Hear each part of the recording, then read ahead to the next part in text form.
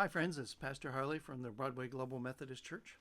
And again, I want to read to you the parable of the rich fool, because Jesus, when he was asked to settle an inheritance dispute between two brothers, told them, "Look, your goodness doesn't consist in all the things you own, but think about the things that come from God." And he told them a parable saying, beginning in verse 16, "The land of a rich man produced plentifully, and he thought to himself, 'What shall I do?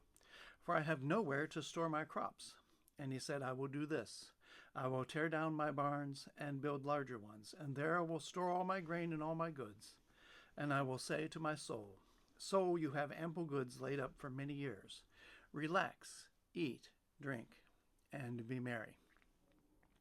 And so we're glad to have the line in the Bible that says sometimes we will say to ourselves, "Eat, drink, and be merry." And certainly in this parable where someone talks about, "Well, I obviously don't have enough. I want more," or "I'm not getting my fair share, and I will have a lack, and there will be something in my life that's not right."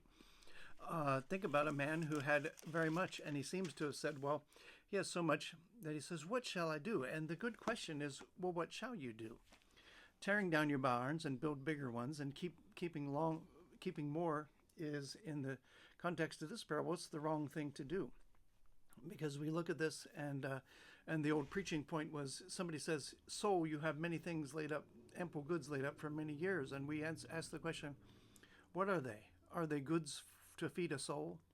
No, the goods that feed a soul are the kindnesses you do, the prayers you lift up, the times when you learn to depend in faith upon God, not upon how much you have set aside. Believe me, I know how much I've set aside. I look at what my retirement is about regularly, because there are always plans to be made for the future.